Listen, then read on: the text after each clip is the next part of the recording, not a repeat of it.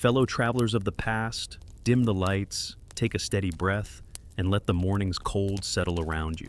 You taste the frost before you see it, a thin, metallic tang in the air, the abrasive scratch of wind carried over frozen Neva water.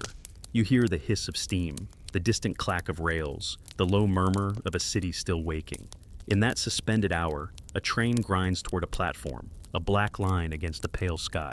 You are on the platform at Finland Station. The city smells of coal smoke and damp wool. Horses shift on cobbles.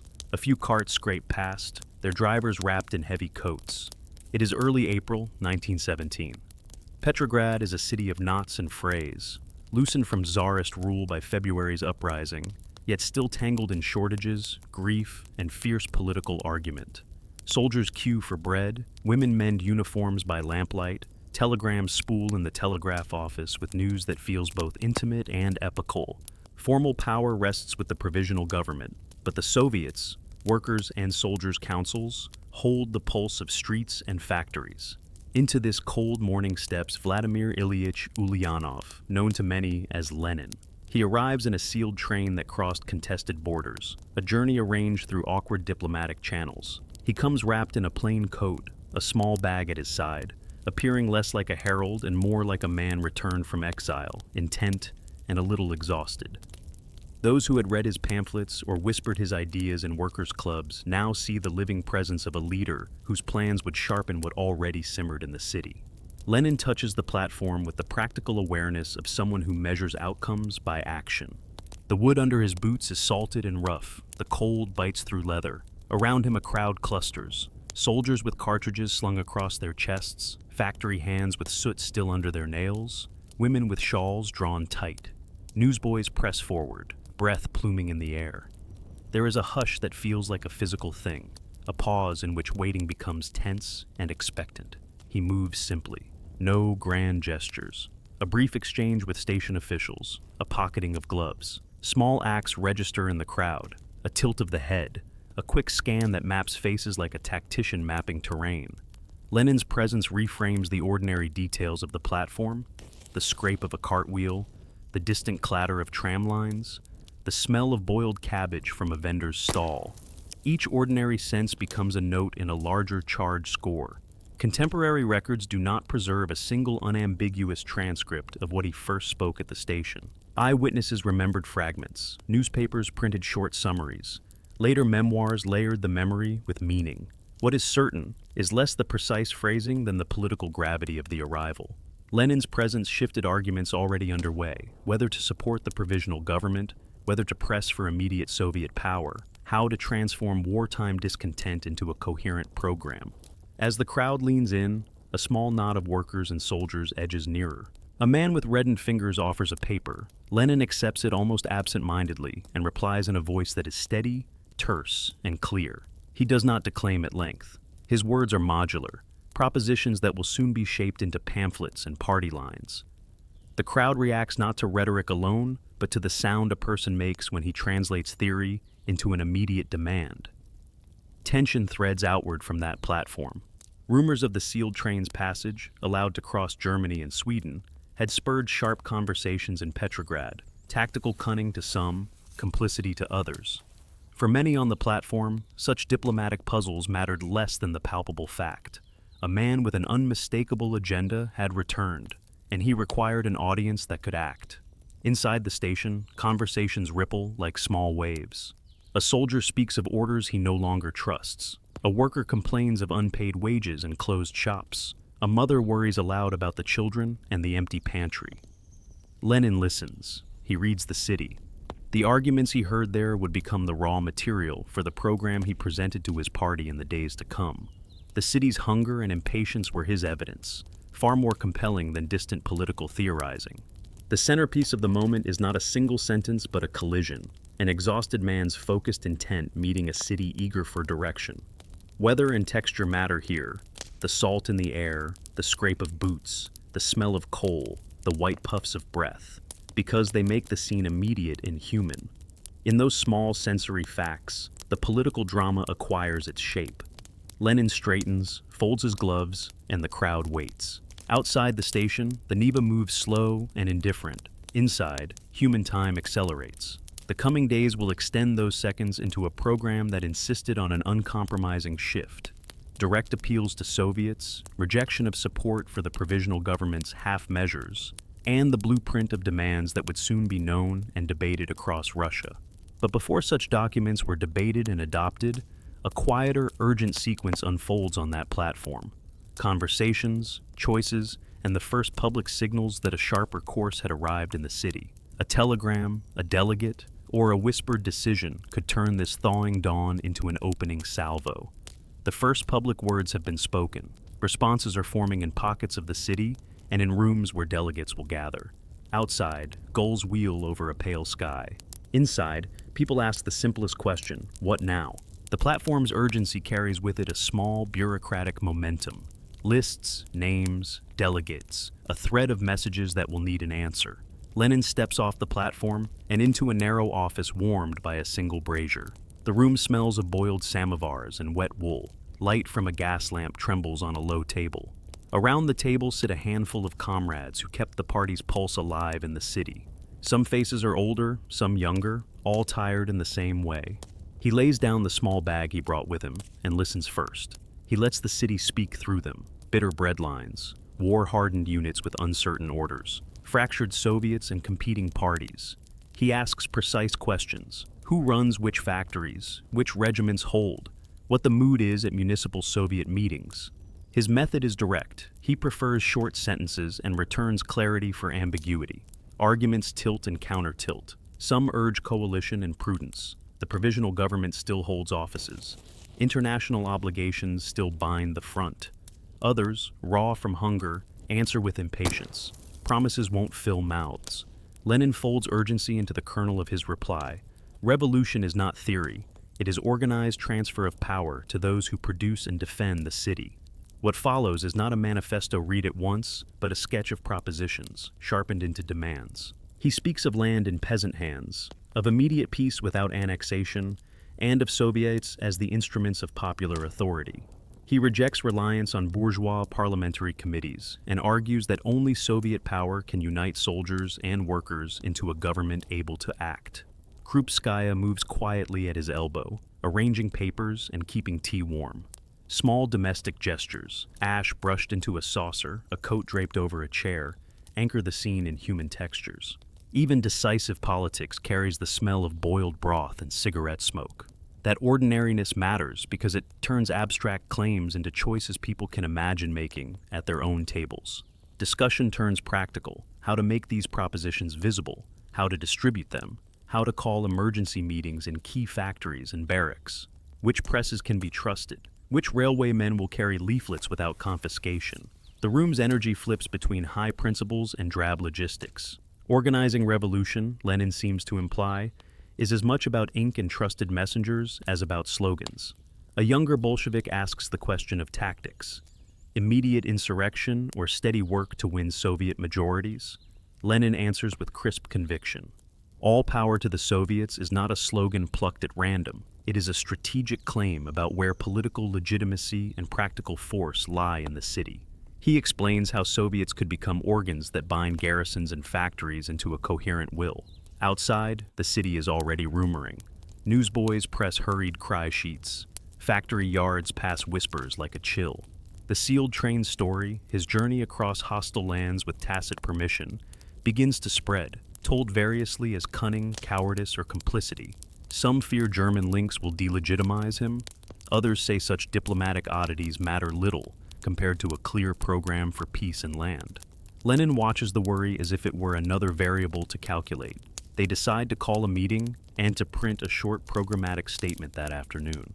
The group collapses into operational detail, typeset, paper, names of sympathetic workers ready to smuggle leaflets into key shops.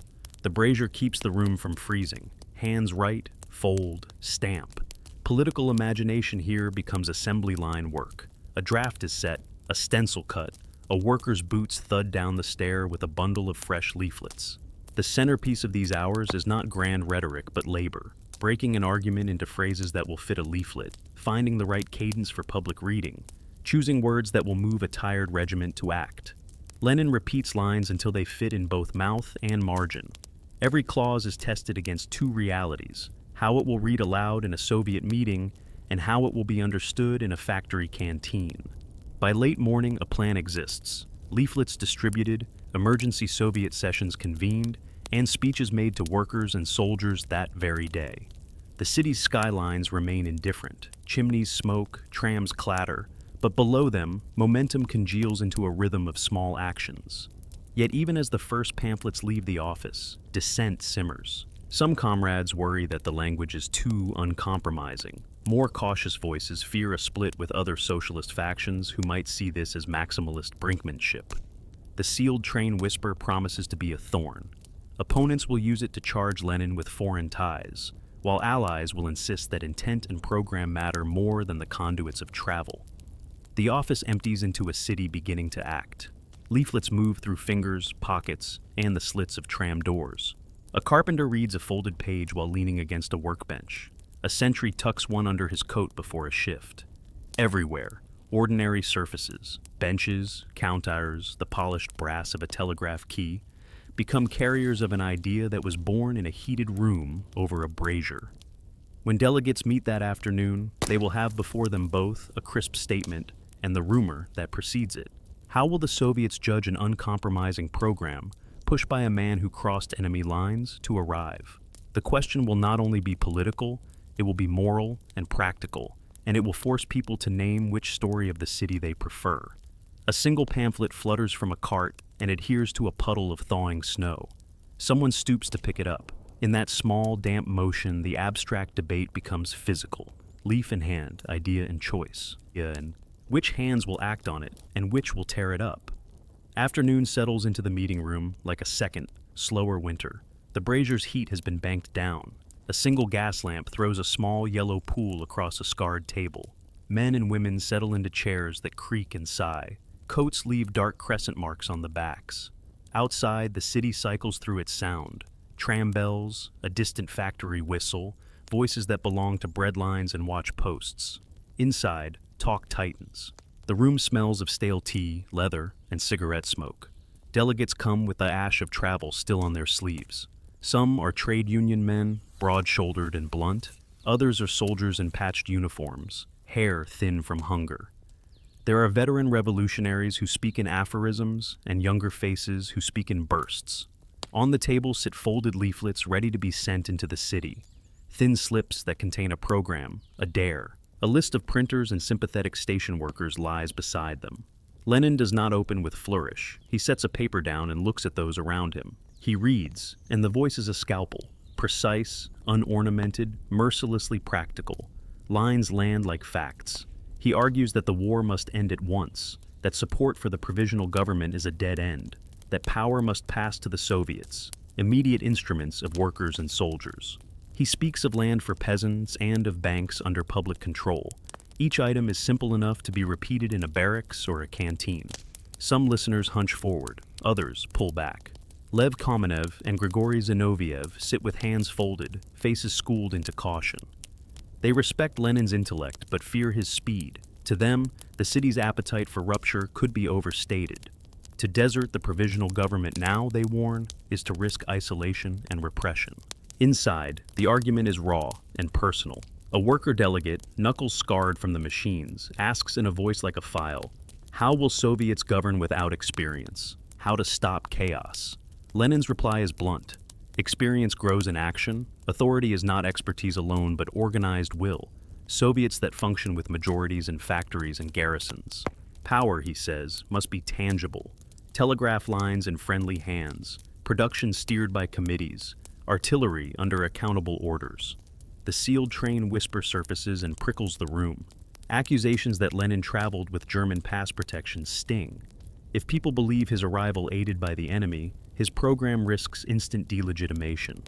Lenin is annoyed more than defensive. He pivots to material needs, hunger, war exhaustion, landlessness. For many, those urgencies matter more than diplomatic ethics. But the rumor will follow like a shadow. The meeting's center becomes not simply argument, but a test of phrasing.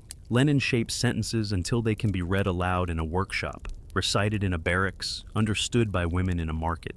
All power to the Soviets, he repeats, and the few words feel like a fuse. Clarity is weaponized. A program that cannot be read quickly in a mess hall is useless where it is most needed. Some suggest a softer tact. Publish the theses as an invitation to debate, not a summons to immediate revolt. Lenin frowns. For him, ambiguity is sedative. He wants a program that forces choice.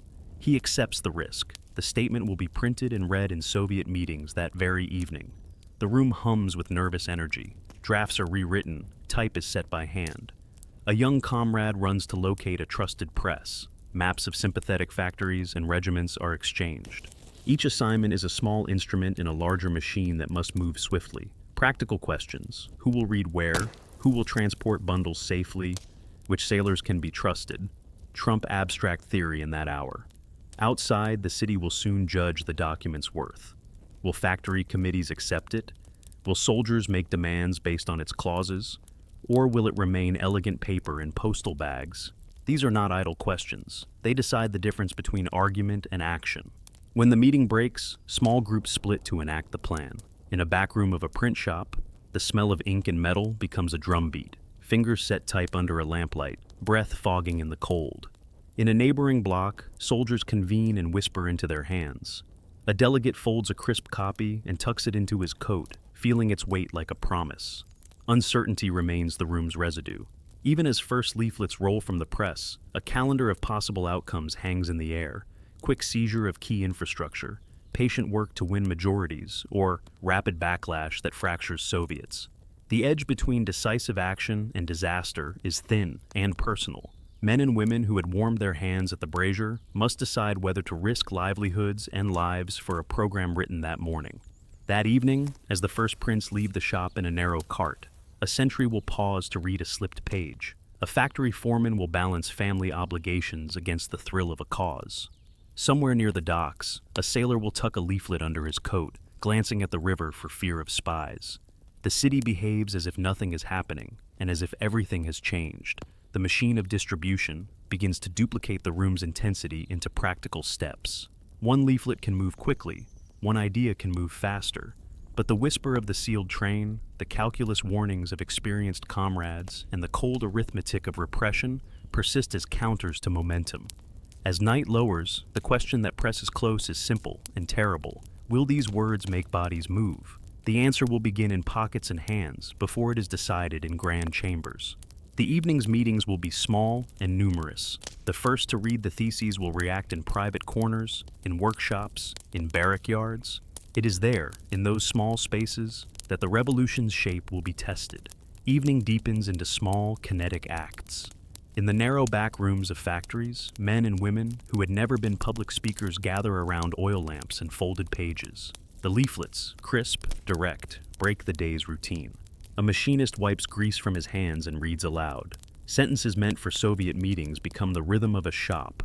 Short clauses, repeated like a metronome. Where the paper lands, conversation tightens into decision. In a railway yard, a signalman fingers a paper and measures the risk aloud. If the Soviets call, he says, we handle the lines. The telegraph, the wires, the timing of troop movements are sudden practical levers. Discussion here is about wires and timetables, not theory. Women, mothers, seamstresses, nurses, rid the leaflets between ladles of soup. For many, the promise of bread and local control means a simple ledger. Will this ease a child's hunger? A seamstress imagines a Soviet that organizes supplies and answers to her street, not to distant clerks. At barracks, soldiers gather around stoves and listen. The language is immediate. Who will command? Who will give orders? How will regiments organize? A corporal points to all power to the Soviets and asks, do they mean ours? For men measured by drill and ration, delegation feels like stepping off a cliff. Yet distrust of old authorities makes the question urgent. Small reading circles convert the program into local acts. A neighborhood meeting decides to petition the municipal Soviet to requisition idle granaries. Another draws up volunteers lists for an emergency hospital rota. The pamphlet's clauses act as scripts for improvisation, each clause tried in the laboratories of daily life. But ideas move through rumor as fast as through planning. The sealed train gossip blows through taverns and tram cars. In markets, people debate whether travel arrangements matter if the program brings bread. The city divides into overlapping circles of concern. Programmatic sympathy, moral suspicion, fear of reprisal. Newspapers stylize the dispatches. Liberal papers print skeptical editorials. Radical sheets republish the program like a summons. The printed word becomes a battlefield of tone. An editorial warns of peril and hasty rupture. A pamphleteer answers with a sharper cartoon. A worker smashing a clock labeled capital. Public space fills with competing languages. Security forces watch. Officers file terse reports about meetings at works and growing solidarity between regiments and districts. Ministers and municipal administrators hold uneasy consultations about food distribution and tram schedules. The state, like the city, struggles to translate rumor into policy. Inside Bolshevik circles, the leaflet's reception sharpens old arguments. Advocates of patience fear strategic isolation. Others insist that Soviets can and must become instruments of power quickly. Lenin leans toward openings he sees, factories with active committees, regiments with discontent, and presses for decisive steps where material alignments exist. A small and decisive moment occurs in a factory meeting when a skeptical foreman asks, "Who will take care of our families if we stop the machines?" A woman from the neighborhood committee answers with a plan: communal kitchens and ration committees accountable to the Soviet. Practicality, more than rhetoric, persuades that afternoon. The man sits back and others lean forward. Movement collects in minutes and choices. Committees call emergency sessions. Soldiers file notices to regimental Soviets. A few printers agree to produce more copies at night. Distribution becomes improvisation. Bundles concealed under coats, leaflets tucked into bread deliveries, messages whispered to trusted tram drivers. Early the next morning, a large assembly gathers in a town hall warmed by a single sputtering stove. The room smells of wet coats and boiled cabbage. Breaths fog the air. A delegate, hands steady but voice low, reads the program aloud. For some in the crowd, the words land like water, a clear map to action. For others, they land like a question mark, too abrupt, too dangerous. Voices rise in cautious argument. Mothers trade worried glances. A young soldier folds his arms, eyes narrowed, measuring the crowd's mood. Moderate socialists and liberal leaders call for calm and legalism, urging reliance on parliamentary procedures and coalition building. Their language, committees, negotiation, legal niceties, feels distant to those whose nights are hollow with hunger. The rhetorical distance is visible in each meeting's atmosphere. As pockets of energy coalesce into a tentative network, the city's nights take on a new texture. The whir of night printers becomes a political heartbeat. Messengers' footsteps stitch the map. Clandestine meetings shape a civic rhythm. People whisper about which regiments might side with whom, and trade lists of sympathetic factories and shopkeepers who will hide a bundle. The next morning promises a sharper test. Mass meetings called by Soviet committees across the city. Will Soviets, in their diversity and localism, accept a program demanding immediate transfer of authority, or will they prefer as incremental change? For many citizens, the question condenses into a simple decision: to go to the meeting and risk arrest, or to stay home and guard what little remains. In the quiet before those meetings, a cluster of delegations prepares to march to a central assembly. Bundles of leaflets are counted and tucked into satchels. A young delegate checks the list of factories that have committed representatives. Outside, the river runs indifferent. Inside, people decide whether a folded piece of paper will become action. The choice will be made not only in halls, but in domestic acts, sharing food, watching children, winding machines. Revolution, here, is as much about household choices as about banners. Dawn will test how many hands lift the pages and make them mean action. Dawn spreads cool and edged across the city as committees and delegates pour into halls, club rooms, and makeshift meeting places. The air tastes of coal and thaw. Boots scrape icy grit. Breath fogs in the hollowed mouths of stoops. Each meeting has the same small, nervous choreography. Rolls called, minutes read, a leaflet unfolded like a map. The program moves from paper into voice, then into choices. Who speaks? Who seconds? Who will be trusted to act? At the Tauride Palace, where the Petrograd Soviet still holds its formal sittings, the Great Hall smells of damp coats and pipe tobacco. Delegates cluster in groups like eddies. The majority are Mensheviks and socialist revolutionaries who prize legal process and coalition. They speak in the language of committees and appeals, worried about provocation and the fragile supports of the city's bureaucracy. food distribution, rail timetables, the tenuous agreements that keep hospitals open. Their eyes do not ignore Lenin, but they measure him as if handling a chemical, useful in the right dose, explosive in the wrong one. Bolshevik delegates sit together, leaflets folded into their pockets like emergency currency. Some wear the look of men who have debated for years and now sense a narrowing arc.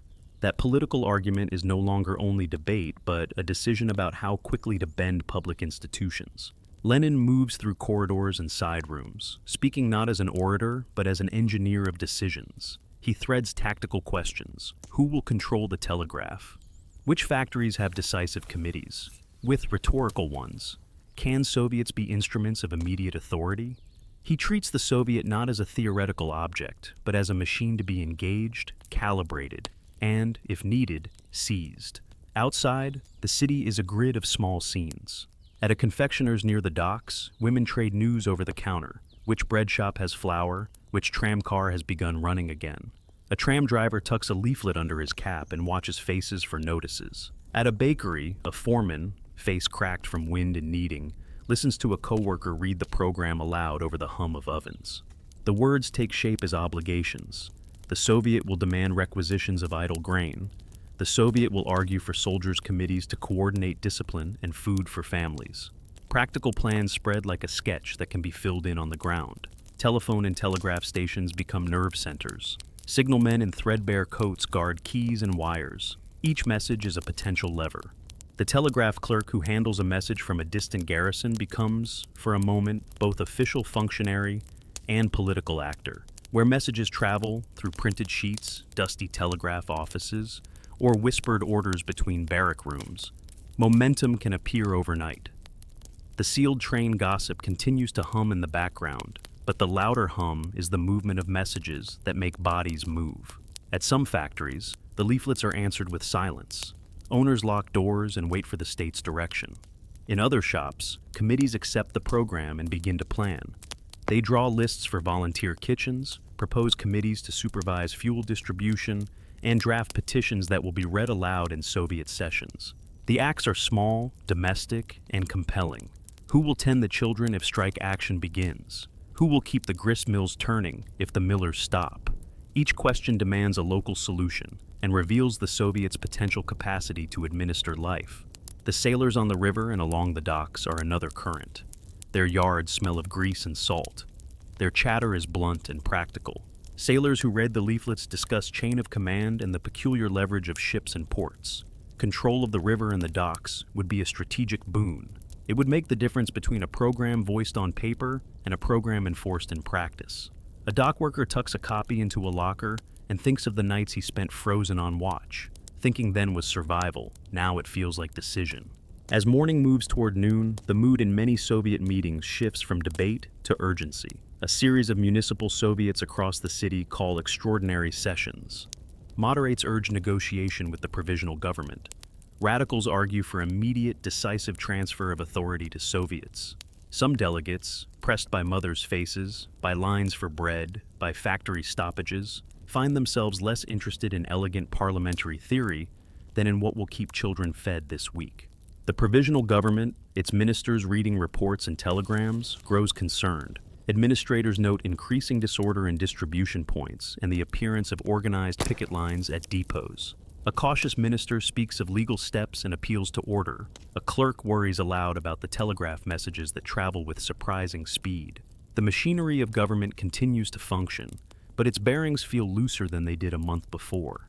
That looseness is not a vacuum. It is a field of action where groups with will and organization can impose new arrangements. Policing and loyalty become urgent questions. Patrols increase at some locations. Plainclothes officers try to follow known agitators. Yet heavy-handed repression risks inflaming a city already raw. Some commanders of garrisons, still undecided, send reports saying they will avoid interference so long as public order is preserved. Others are more ambivalent. The practical calculus for many commanders reduces to the simple question, who will ensure our men are fed and our pay regular? Political loyalty, for some, will follow material assurance. A notable moment arrives in a workers' meeting in a textile yard. A foreman stands and asks bluntly, if we support the Soviets' claim to power, who answers for the mill's bread? A local women's committee rises to propose immediate structures, neighborhood kitchens, rotation of guards to keep looting from happening, and committees to requisition idle stores. The proposal is concrete and persuasive. Men who had been sheepish about abstract revolution now nod. The argument is not theoretical, but domestic. Safety for families in return for collective action. As afternoon deepens, lists of sympathetic units and factories are compiled into a single sheet and carried by foot and tram and bicycle to a cluster of district Soviet buildings. Messengers move through alleys and across squares, passes and leaflets folded under greatcoats. Each messenger carries not only paper, but an implicit request. Will this committee endorse the program and risk the consequences? At a telegraph office near the Admiralty, a clerk lifts a key and listens to the clack of incoming traffic. In that small room, between coughs and breath, an incoming message slides across the desk. The clerk's eyes flick. The paper reads like the hinge of history. One line reporting that a garrison in a working suburb has signaled support for the Soviets' demand to requisition food for the city. The clerk hesitates a breath, then passes the note along. The line of effect is immediate. In a dozen small rooms across Petrograd, men and women read the same line, and their faces change in a manner that is neither drama nor calm, but the exact expression of decision. The question now is not only what words can command, but which bodies will obey them. The morning's deliberations move like a tide, slow at first, then sudden. In small rooms across Petrograd, committees sharpen plans into steps. In grander halls, fractions measure risk and loyalties. The air tastes of coal and ink. Breath condenses on panes that rattle when trams pass. By mid-afternoon, a pattern is visible, where committees have clear, practical answers for bread, fuel, and shelter. Support edges toward decisive action. Where answers are vague, fear settles like frost. Lenin's circle works with a machinist's attention to fit and tolerance. His program is less a manifesto than a set of engineered parts. What will hold the telegraphs, what will keep the tram lines running, how to secure the docks without needless bloodshed. He speaks in brief clauses and insists that power be measured in functioning institutions, not in empty slogans. For him, the Soviet is a mechanism. If committees control workshops, barracks, and lines of communication, they will have the means to govern. The Tauride Palace remains a theater of contest. Delegates patrol its corridors like generals sizing terrain. Mensheviks and socialist revolutionaries weigh the moral cost of rupture. They press for negotiations, for a legislative path that will not cast the city into sudden chaos. Lenin's supporters counter with domestic arithmetic. How many children go hungry tonight because of delay? And the question lands like a rock. The gulf is not merely ideological, it is bodily. One side debates procedure, the other counts empty bowls. At the center of this movement are the wires, the telegraph offices that stitch the country together. A signalman with frozen fingers and a conscience is suddenly a potential pivot. Who transmits orders? Who withholds them? Bolshevik tacticians identify sympathetic clerks and linemen. They map the stations that, if controlled, can echo a Soviet decision across barracks and quays. Maps are spread on kitchen tables. Names are written in pencil, then memorized. In the docks, the smell of salt mixes with coal smoke and wet rope. Sailors confer in low voices beneath timbers that keep the rivers cold at bay. Their hands are calloused from rope and lever. Their leverage is literal. Control of the river lanes and quays would interrupt supply and movement. A trusted foreman's nod is enough to set a plan in motion. If sailors refuse to move certain cargoes, if they hold fast on key piers, the city's supply geometry changes overnight. Factories become laboratories of applied politics. In one textile yard, the foreman who was dubious yesterday now reads aloud minutes from a neighborhood meeting, lists of volunteers for kitchens, small patrol rosters, and proposals for delegated committees to manage fuel. The argument that convinces is concrete. A woman describes the plan to keep ovens stoked and infants warm. Men whose hands know only levers and belts begin to see political action as an extension of their work. Arrange the supplies, organize the watch, keep the lines moving. Rumor, especially the story of Lenin's sealed train, does its quiet work at the edges. In some taverns it hardens into accusation. A man who crossed enemy territory cannot be trusted.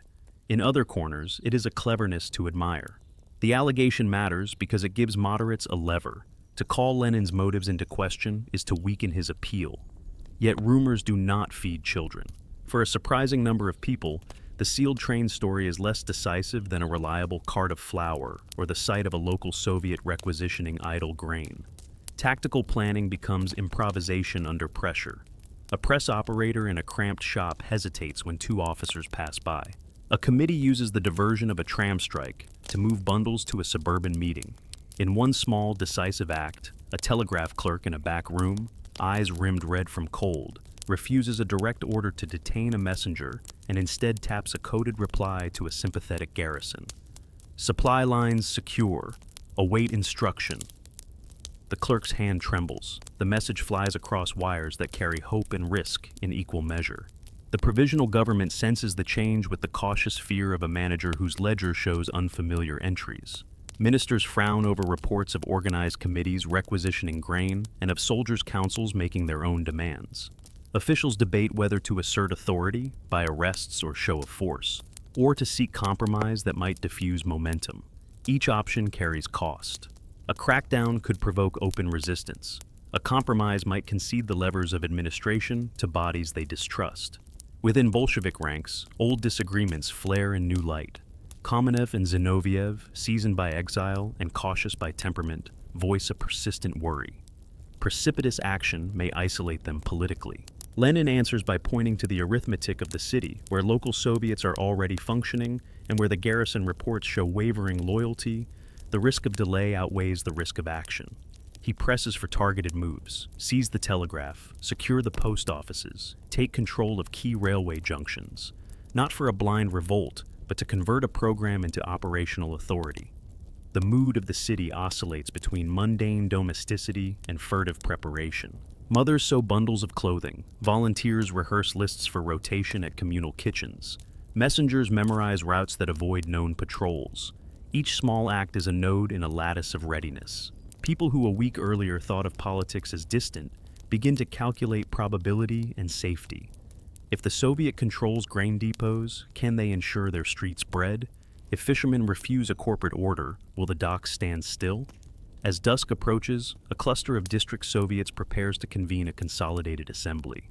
Delegates coming from factories and barracks carry not only leaflets but proof of local agreements, signed lists, notes from sympathetic telegraph clerks, and confirmations from sailors who pledge to hold certain piers. There is a quickening in steps, a hush to voices. The practical groundwork for action is no longer hypothetical, it is tangible and countable. Then, in a small telegraph office near the Admiralty, a single sheet clears the hatch and is passed hand to hand, a dispatch from a suburban garrison. The words are brief and precise: support for Soviet requisitioning of food, permission to coordinate with district committees. The sheet's paper is thin, its ink smudged by cold, but it reads like a hinge. Faces in the office exchange looks that balance fear and resolve.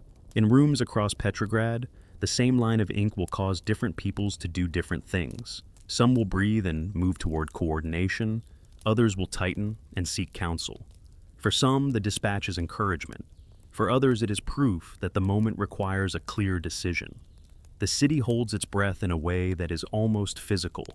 An intake, a pause, a readiness. A single message has landed. Its ripple will curl through the telegraph network, through tram lines, down to the quays. The question now is not whether talk will continue, but whether, in the hours to come, committees will translate agreements and promises into the concrete business of controlling the instruments of the city. A thin late-afternoon light slides through grime-streaked windows as district delegates return from meetings like runners completing a relay. Their coats are damp with thaw. Their breath comes in small spurts. Each brings a parcel of proofs, signed lists, curt telegraph confirmations, the names of sympathetic clerks and foremen. The city no longer debates only ideas. It measures capacity. Who controls the wires? Who can hold a pier? Which factory committees will turn a slogan into schedules for bread? In a cramped committee room above a cobbler's shop, a map is spread on oilcloth. Pins stick where endorsements have been secured. A bakery in Vyborg, a tram depot on the Smolny line, a barracks near the industrial quarter. Beside the map, a clerk reads aloud recent dispatches with a voice so low it sounds like a hinge. Garrison A. Readiness to coordinate with District Soviet for requisitioning. Railway Crew B. Will withhold non-essential cargoes pending Soviet directive. Each line is a small chemical reaction. Where several items cluster, the atmosphere changes from hypothetical to actionable. Lenin's inner circle treats the map as engineering, not prophecy. Practical logistics eclipse grander rhetoric. Which telegraph exchange can be moved without bloodshed? Which post office clerks will reroute messages to Soviet committees? Which sailors command access to a key that, if held, would interrupt a line of supply? They debate timing with a kind of machinist's patience. Too soon, and the city risks fragmentation and a brutal response. Too late, and the old authorities might reassert the fragile grips they still possess. At the Admiralty docks, sledges scrape against the quay. Sailors hunch under tarpaulins, running names aloud like passwords. A foreman with a beard like frayed rope counts off those who will serve as watchers at loading bays. 2 at Pier 3, 1 at the fueling station, 3 to check manifests. Their plan is not to fight the machinery, but to make it inert to certain orders. If a cargo is suspect, they will refuse the manifest. If a convoy tries to move grain without Soviet oversight, they will withhold labor. Control by refusal is as powerful as control by seizure. Elsewhere, in a telegraph office warmed by a battered stove, a clerk who had been sympathetic for years performs what has become a small, high-stakes ritual. He interrupts the automatic exchange and routes a political dispatch through a private circuit, stamping it with a line of code known only to a handful of contacts. When the message reaches a suburban garrison, it reads simple and precise. Coordinate, hold, await signal. The clerk leans back, the smoke ring of his breath dissolving into the lamplight, and listens for the far-off clack that will confirm action. The city's texture alters in minuscule ways. Workmen who once obeyed foremen now look to committee lists. Mothers who once relied on market schedules now keep watch for requisition notices. Tram drivers fold leaflets under their seats and avoid routes where plainclothes officers prowl. Everyday devices, a ledger, a tram timetable, an oven schedule, convert into instruments of civic rearrangement. Practicality, not theory, becomes the most persuasive rhetoric. Small committees set up rudimentary logistics. Volunteers for neighborhood kitchens, rotating watches to prevent looting, lists to protect infants and the infirm. A seamstress organizes a rota for clothing repairs. A carpenter draws a quick diagram of barricade placement in case a depot needs guarding. These measures are painfully ordinary and therefore powerful. Revolution here is not a single dramatic seizure, but 1,000 domestic acts that together create new patterns of provision and protection. Yet nerves run fractious. In certain neighborhoods, committees split over prudence. Some warn that localized requisition could be branded illegal and invite a crackdown. Others counter that legality has already frayed where the provisional government cannot guarantee bread. The moral calculus is intimate. The choice is between risking a violent reaction to seize grain that will feed a street, or allowing children to go hungry while the city debates procedure. Such decisions dissolve neat ideological lines into human arithmetic. A turning moment arrives when a precinct Soviet votes, after heated argument, to send delegates to the Central Assembly carrying a concrete demand: immediate requisition of idle grain stores and temporary supervision of distribution by neighborhood committees. The motion passes by a narrow margin. Hands tremble as names are read into the minutes. A woman who had argued for caution signs her name because her child's cough had kept her awake the previous night. Practical need, more than abstract sympathy, had tipped the balance. Word of the vote rides wires and feet across the city. Some district committees echo it, others do not. The patchwork of endorsements grows like frost on a window. In some panes it spreads thick and fast. In others it stalls. For Lenin and his allies, the question is now how to convert that patchwork into leverage without turning it into a pretext for repression that would destroy the fragile networks they relied upon. The provisional government's offices hum with a different noise. Telephones, clerkly shuffles, and the small, bureaucratic panic of officials who have realized that rules no longer suffice. Ministers consult maps of their own, depots to defend, regiments to appeal to, press outlets to control. Each potential move carries risk. An order to arrest agitators could remove key organizers. A hesitant admonition might embolden further requisitions. The gears of state creak under the unusual weight of civic improvisation. In one narrow sequence of decisions, district delegates converge on a plan to test the city's elasticity without immediate broad seizure. They will coordinate simultaneous requisitions at a small number of strategic depots where sympathetic personnel and sailors guarantee minimal resistance. The aim is limited and precise: secure enough provisions to run communal kitchens for a week in selected districts, thereby demonstrating the Soviets' capacity to administer daily life. If successful, the procedure could be scaled. If it fails, it will fracture support. Messengers set off at dusk with lists clutched like talismans. A tram conductor, whose aunt had once collapsed from hunger, carries 10 copies folded into his cap. A sailor hides a parcel of leaflets beneath a coil of rope.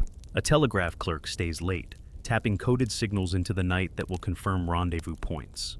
Each person moves under ordinary cover: errands, shifts, family visits, and under the extraordinary burden of potential history.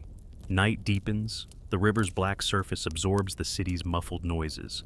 In scattered rooms, lanterns sputter as hands check manifests and lists a final time. There is the precise smell of ink, of boiled potatoes, of wool, the city's life distilled. Somewhere distant, a clock ticks and a watchman adjusts his coat. The plan will begin in a few hours, and its first successes or failures will be small, domestic, and telling. A messenger arrives breathless at a district committee door and hands over a slip. The paper reads like an order and a question. Yo. Pier 3 confirmed. Telegraph node C will delay transmissions at 0200 if given signal. Depot X ready to open under Soviet supervision. The faces change from resolve to a particular kind of fear, the small, sharp intake before a plunge. They check lists again and fasten coats. Outside, tram bells ring hollow in the night. What will be the sound that turns these preparations into action? A whistle, a telegraph clack, a shouted order. In the rooms gathered around lamplight, people lean forward, hands poised on the edge of choice. Night narrows to small, exact movements. Clocks in hallway niches click toward the hour. Lamps gutter and glow. Breath fogs in doorways as messengers tuck lists against their chests and move like thieves who are also caretakers. The plan is simple in its complexity. At 220, telegraph node C will delay public transmissions. At the same instant, dock watchers will refuse specified manifests. Selected depot gates will be opened under Soviet supervision. Neighborhood kitchens will be provisioned from stores diverted under committee authority. The order is not a shout, but a constellation of tiny, synchronized refusals and permissions.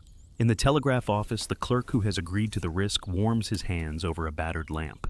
The key beneath his fingers is cold and familiar. He has tapped messages like this for years, long before politics found its way into his routine. Tonight, however, each tap carries consequence. He checks a small slip with coded coordinates, swallows, then eases his thumb to press the lever that will hold a line just long enough for organized action to begin. Outside, a wind threads down the street and lifts a loose scrap of paper, which flutters like a loose thought.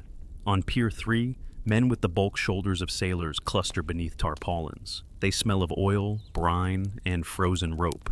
The foreman with the frayed rope beard, who once learned to count knots by lamplight, walks the line and touches shoulders, eyes meeting eyes. No orders need to be shouted. The plan hangs in the air like a presence that each man recognizes because it answers the same question that woke him at night: how to feed a family without begging.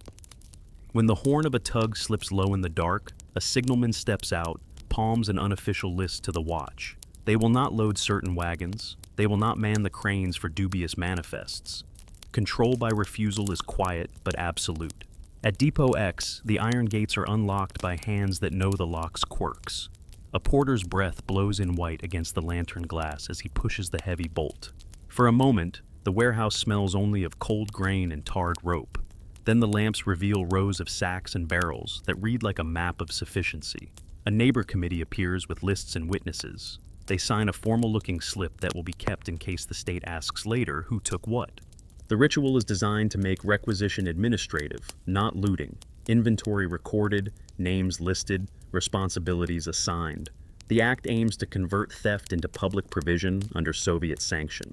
In smaller rooms across the city, neighborhood kitchens are manned by women whose faces are familiar from the soap-scrubbed courtyards. They stir enormous kettles, test the salt, and measure routines in spoons and shifts. To them, the success of tonight's moves is a simple ledger. Will the kettles boil tomorrow, or will they only hold hope? The taste of boiled barley and the scrape of ladles become metrics of political legitimacy, but the night does not unfold without friction. On a side street near the station, plainclothes officers spot a bundle of leaflets protruding from a coat and move in with practiced quickness. A scuffle begins, gravel skitters, a lantern clangs against paving, but the scuffle is small and messy, not cinematic. A pushed shoulder, a folded arm, the muffled cry of someone grabbed for questioning. Word of the arrest travels fast. In a bakery where a foreman reads aloud, the mention of detention tightens faces. A few men tuck their chins and cross their arms as if gathering courage. Elsewhere, a miscue at a small telegraph relay causes a delay longer than planned. The clerk stammers through a curtsy of excuses when a nervous officer pokes his head in. The officer's frown deepens, suspicion flares. In that moment, a different set of workers improvises. A tram conductor shunts his schedule to cover a messenger route, while another comrade smuggles a packet of notices tucked beneath a loaf of bread. Improvisation becomes the plan's backup. Where one line falters, human networks reroute messages by hand. At the Admiralty, when a patrol commander attempts to force a crane crew to move a manifest flagged by the sailors, the crew collectively lays down tools. Hands unclench from winches, ropes slacken. The commander curses, counts his men, and senses the scale of the risk. An order to rest here might provoke a wider refusal. He hesitates. In the pause, the sailor's quiet power is revealed. A dock cannot deliver without the hands that run its machines. The commander, with a badge and a ledger, decides to withdraw rather than risk a confrontation that could escalate. The night keeps its brittle peace. By 2:15, key depots in 3 districts are functioning under neighborhood supervision. Men in plain clothes carry sacks to waiting carts, while women tally lists by lamplight. A district Soviet posts notices announcing temporary requisition for communal kitchens and names local stewards for distribution.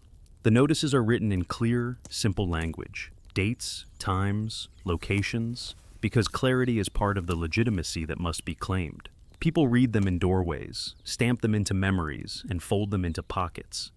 But success is not uniform. Where sympathetic clerks were absent, or where patrols moved with unusual speed, arrests accumulate. A telegraph clerk taken in the dark, a messenger hauled off for questioning, a group of sailors detained and marched under escort. In those exact places, fear spreads like winter damp into clothing. Hands withdraw from pockets, meetings truncate, and whispers replace lists. Each arrest is a small arithmetic. The movement loses a node and must test alternative routes.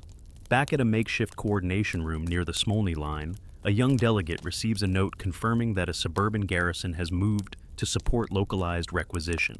The paper reads like a small miracle. Garrison confirms cooperation with district committees. Faces around the table go pale and bright at once. Some laugh in short, disbelieving bursts. Others mouth quick prayers. It is not jubilation so much as recognition. Bodies the movement relied on are responding. The calculation of force has shifted. Where once organizers had only leaflets and voices, they now count men and machines ready to withhold or release material support. At dawn, as the first faint gray steals the edges of roofs and gulls wheel over the river, the city registers its altered geometry. Communal kitchens steam. Tram timetables list revised stops. The telegraph office hums with patched messages and rerouted signals. In markets, the word spreads that selected depots have been opened under Soviet supervision and that particular neighborhoods will have priority. Mothers queue, rubbing hands, and children tug at sleeves. The practical test has given immediate results. Whether those results will be durable is another question. Across the city, reaction crystallizes into 2 distinct motions. In some quarters, officials and officers move to reassert order, paging lists of arrests, shoring up loyal regiments, and dispatching terse orders to clear specific depots. In other quarters, the Soviets' experiment appears to have proven a point. Provision can be organized locally, and when long-standing dysfunction is met with disciplined communal action, needs can be met. The split is not yet a civil war. It is a shifting map of control, dotted with successes and setbacks. Lenin, who has listened through the night to reports in a room warmed by tea and the scratch of pens, receives a dispatch that reads like the hinge of a larger choice. Key nodes have been secured in targeted districts. Other nodes have resisted and will require different tactics. He leans forward, the lamp catching the fine line of his jaw. The practical proof is partial and the price already paid in arrests. The next move will define whether a patchwork of local successes can be woven into a citywide authority, or whether the old order will tighten, isolate, and crush these tentative structures. Outside, a tram bell rings. A child laughs somewhere, unsure why the bread he finds tastes like history. Inside rooms, hands check manifest lists again, and the smell of boiled barley hangs like an answer.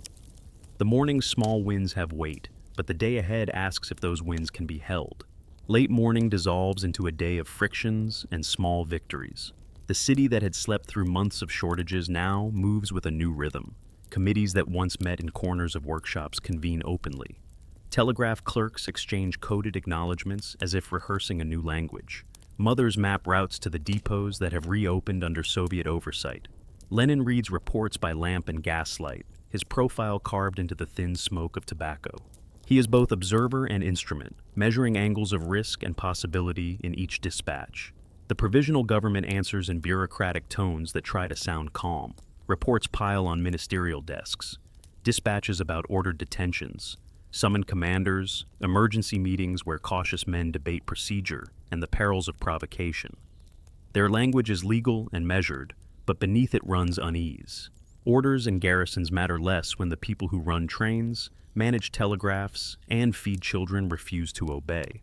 In small industrial rooms, workers translate program into schedules. Who will staff communal kitchens? How many loaves can a ration promise? Volunteers sign up in pencil, hands raw from labor scratch names on lists. The practical winds of the night have a precise quality. Kettles boil for thousands. Trams run on rearranged timetables.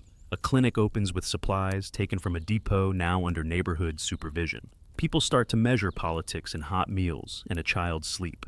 Success breeds new questions. Where provision is assured, confidence grows. Where arrests came, rumor mutates into fear. A telegraph clerk seized in the night becomes a symbol, a martyr in one district, a cautionary tale in another. Officials press for arrests to reassert order. Organizers worry each detention severs a vital cord in their network. The political arithmetic becomes grimly practical. Which nodes can be risked and which must be shielded? Lenin meets with small delegations and solitary delegates who arrive with eyes like winter. He speaks not as an orator, but as a strategist.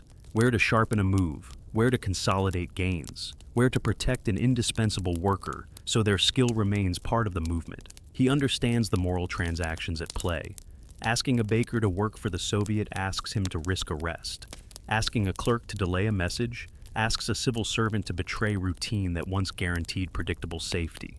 Two currents run through Petrograd. One is administrative, inventories, signed pages, lists that record requisition and distribution. The other is theatrical. Taverns hum with speculation, newspapers redraw caricatures. Women trade stories of regiments that refuse distant orders. The administrative current seeks permanence. The theatrical one shapes public sentiment. Both matter. A tactical pivot emerges at a crowded district committee. Delegates argue for limited, repeatable actions rather than sweeping seizure, small steps that show the Soviet can administer life without inviting overwhelming repression. The motion is modest: secure depots in a few sympathetic districts, scale communal kitchens for children and the infirm, and publish inventories so neighbors see that requisition is stewardship, not theft. That afternoon, a humming telegraph office becomes the site of a quiet triumph. A senior clerk routes coded taps coordinating additional depots to open under Soviet supervision. The clicks travel through copper, reach waiting lists in district rooms, and volunteers gather. Carts roll, women boil broth. Each new depot converted into supervised provision chips away at the government's exclusive control of logistical power. Yet, counter-moves arrive. Patrols tighten in some lanes. Plainclothes officers and military police appear at depots to assert custody. In places where officers push committees aside, confrontation sharpens. In others, organized refusal blunts compulsion. Crane crews and dockworkers lay down tools or delay manifests until compromise is negotiated. The cost of action rises with every scuffle: arrests, shutdowns, reroutes. On the riverfront, sailors and dockworkers count their leverage. For those who handle cranes and lines, refusal is a blunt but effective instrument. A captain who delays way off, a crane crew that refuses a manifest, a watch that withholds labor, each can paralyze commerce without a shot. Sailors calculate carefully, press too hard, and risk clampdown, wait too long and lose initiative. As dusk falls, the map of the city is patchwork. In some districts, committees administer food with neighbor-witnessed lists. In others, state officers reassert themselves and post guards. The balance is fragile, and local decisions, signed minutes, a rota, a clerk's courage, make the difference between a stable neighborhood and one where fear outruns provision. Then a dispatch tightens the room like a drawn wire. It is terse. A nearby garrison has received orders from higher command to clear any unauthorized seizures of military stores. The paper smells of ink and urgency. Its implication is stark. Its ambiguity none. Faces exchange looks that are neither panic nor triumph, but a precise calculation. If higher command acts, the movement must choose between defense that risks blood and withdrawal that sacrifices gains. Plans are redrawn.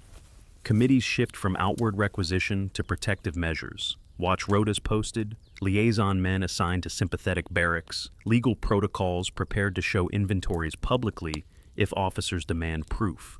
The movement moves from expansion to consolidation. Hold what can be held. Protect the people who make provision possible, and avoid gestures that allow the state to portray action as looting. Night gathers. Lantern light pools on lists and stamped receipts. Volunteers who had sung over kettles now sit with sharpened focus, mending straps and stocking trams with notices. A telegraph clerk taps a code and waits for a confirming clack from an allied garrison. Outside, boots pass like punctuation. An officer's silhouette tilts in a doorway. In windows, mothers keep watch. The next hours will test whether the city's nascent apparatus of provision can withstand a command that comes from above. Will sympathetic garrisons hold their ground, or will orders from high command fracture solidarity? The answer hinges on small things. Who answers a knock at a depot door? Whether a clerk delays a wire? Whether a sailor keeps a crane still? A single decision will ripple outward. The committee's paper sits like a provocation on the table, an order from higher command instructing garrison units to clear unauthorized seizures.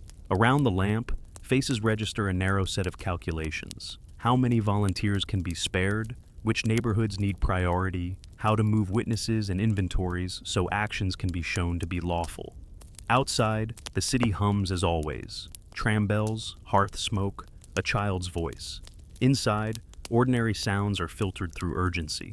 Lenin gathers a small council in a cramped room, warmed by a brazier. He reads dispatches, folds pages, and listens. He does not inflame, he measures. The calculus is cold and practical.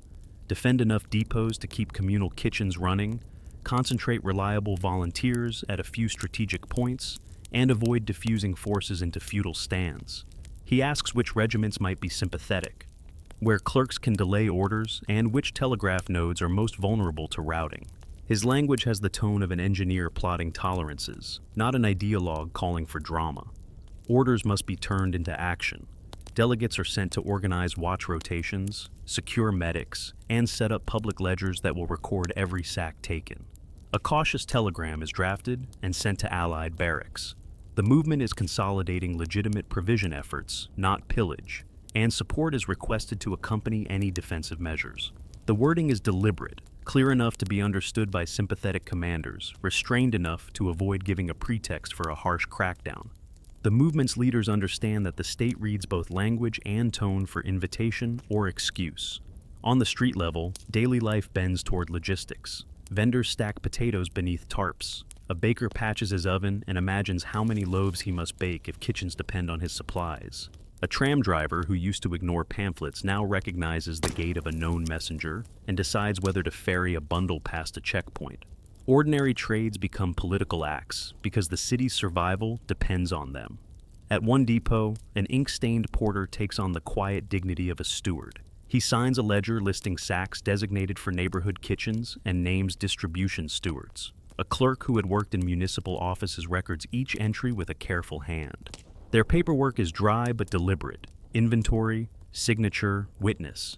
It is not bureaucracy for its own sake, but portable defense. A record that can be read aloud in public, making requisition legible and accountable. Not everyone is persuaded.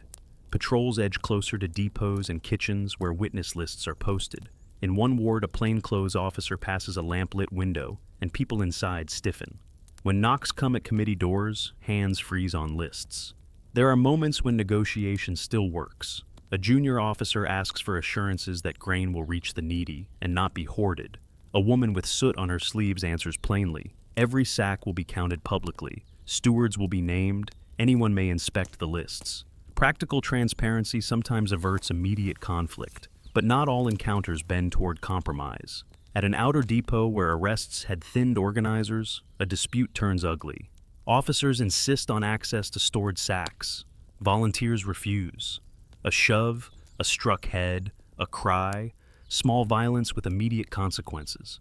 News of the scuffle spreads and stiffens resolve in some districts while seeding fear in others. Each arrest or blow is arithmetic. A node lost, a route compromised, the movement forced to test alternate paths. Lenin reads both conciliatory and violent dispatches and answers with calibration. Consolidate where strength exists, publicly document every requisition, and withdraw where defense would cost lives. The aim is moral as much as tactical, to keep actions legible to the city and to neutral observers. He knows how quickly spectacle can turn.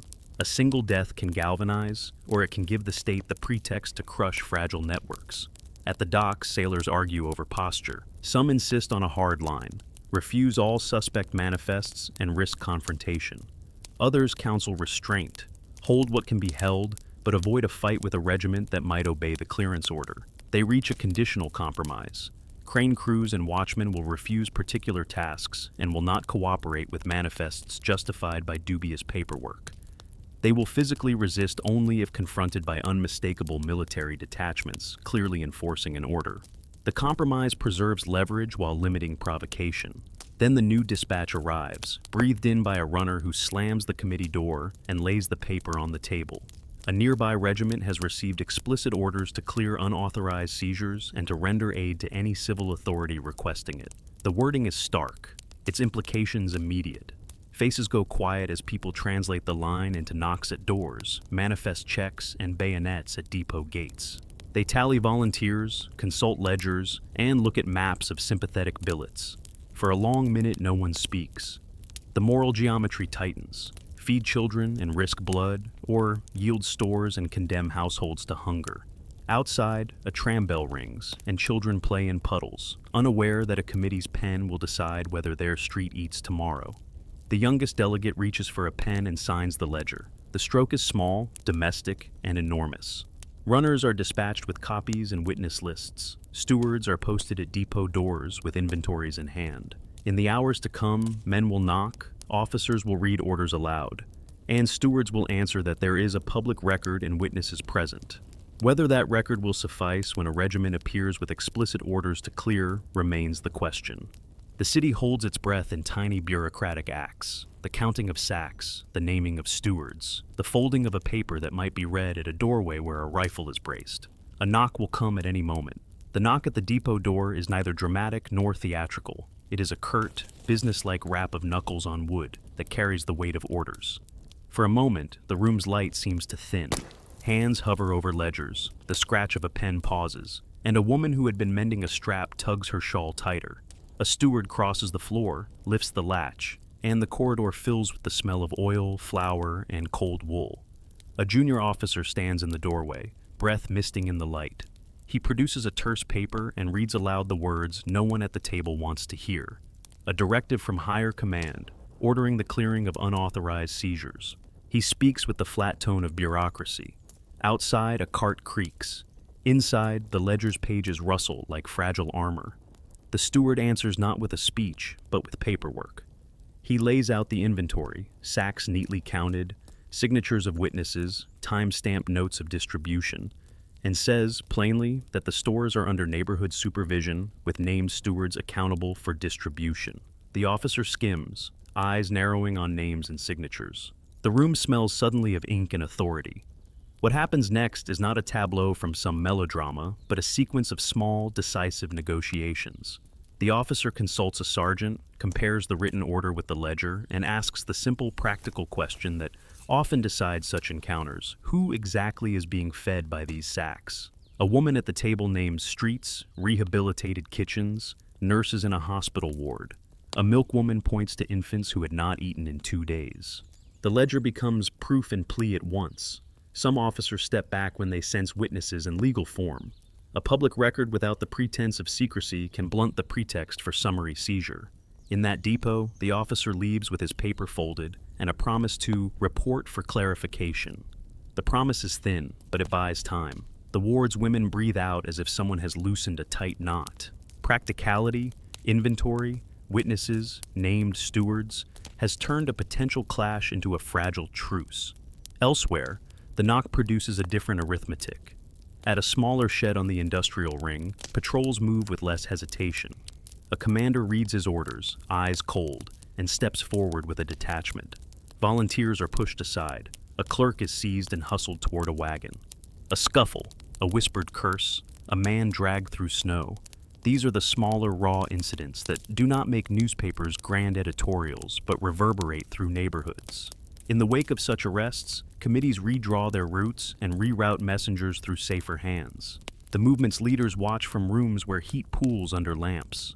Reports come like small, jagged pebbles. One depot negotiated, another cleared by force. A telegraph clerk detained on suspicion. A sailor refusing an order. A municipal official pleading for moderation. Lenin sits with these scraps of information as if he were a machinist reading the fit of parts. He asks for precise facts, names, times, witnesses, and then recalibrates the next moves.